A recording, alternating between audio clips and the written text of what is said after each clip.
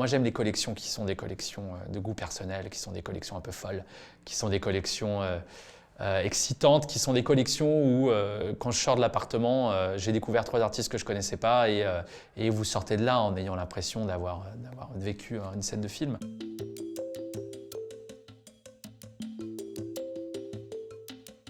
Le galeriste va être l'élément, le maillon, qui en fait permet aux artistes de vivre, permet aux collectionneurs de collectionner, permet à tout ça de fonctionner. Nous sommes là pour permettre à des collectionneurs de découvrir dans les meilleures conditions les meilleures œuvres des meilleurs artistes. Personne ne collectionne pour la même raison. Il y a d'un côté parfois des collectionneurs qui peuvent être extrêmement organisés, stratégiques, pointus. Où la collection va être quelque chose de raisonné, avec une ligne, un nombre d'artistes précis. J'appellerais ça des collectionneurs plutôt chercheurs. Il y a les collectionneurs qui vont être plus des gens passionnés, propices au coup de foudre.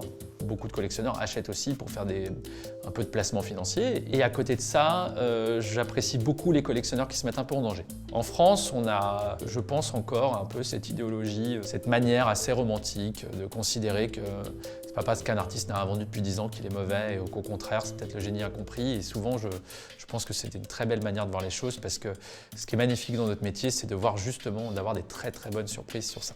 Oui, j'estime que je suis collectionneur à mon petit niveau. J'essaye d'acheter entre 5 et 10 œuvres par an. En tant que galeriste, je ne comprendrais pas de ne pas être collectionneur. Posséder, c'est faire partie de l'histoire. On fait partie de la petite histoire, qui est l'histoire financière de l'artiste, qui est l'histoire de sa vie, et on fait partie de l'histoire de l'art. Beaucoup de collectionneurs ont chez eux physiquement des œuvres qui sont des œuvres capitales pour l'histoire de l'art.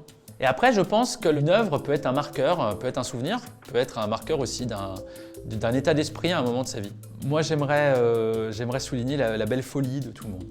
Les collectionneurs sont des gens fous, mais magnifiquement fous, déraisonnablement fous. C'est ça qui est beau, c'est de voir comment on peut passer autant de temps, autant parfois d'argent autour d'une passion qui reste finalement une passion assez simple, quoi. L'art, l'évolution de l'art, la beauté plastique des choses. Et donc, il y a quelque chose d'assez sacré là-dedans, je trouve.